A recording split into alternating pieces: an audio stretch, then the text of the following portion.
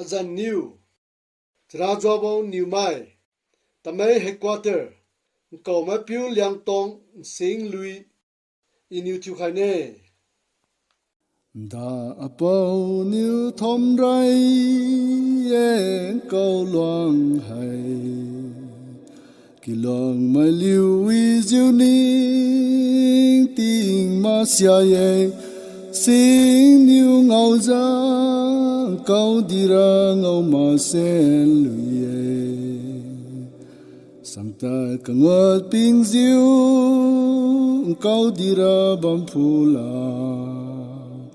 liu chiang mi da lo bam sa ga ra ye ma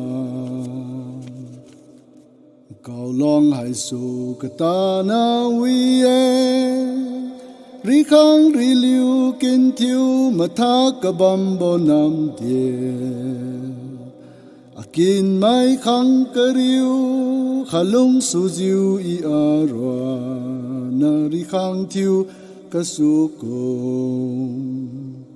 Marai liu hai nui nang hai ye telin zu we si I na pum gen menang e nang hai ra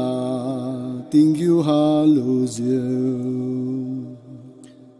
mai na pa cheng e sing bang di di ka ku pau ron na lung ka su ma ziu ga long ka chung kum su sai ting hun wang sai malai ye chiu din bu ye marai liu yo ira ma ting jiu pui marai mi khon manon ri khang na pum gin chaga phung mai na ma rai ta lu la ge anai ka riziu na ziu lu mai pui mai na pui mi sia wang kam na ye tu wang a phian lung su sai a phian tu ira diu nam thiu su cha yu nai mi le lo thau da mak sai de wi lo chiu din amui ju lung rai lui ye ibam maning aki luang lung khon I ta cham kawi maning ka lu nai ta cham pwa ziu lung khu lo hai ting yu ha ze tiu da apau ra di e apiu lung su ziu mai tu si ma ziu lung e aki zeng su ma gu ta ting malam gung gung ziu cha ka doi ma kya ma ra diu zeng gui e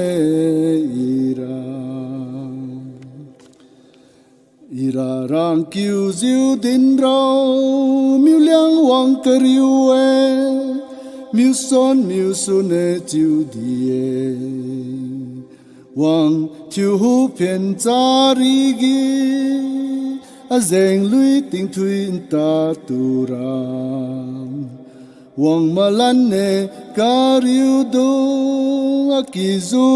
sing ka ma zeng ping kin ne ngau ka miu mai a lui rong meniu zam na lo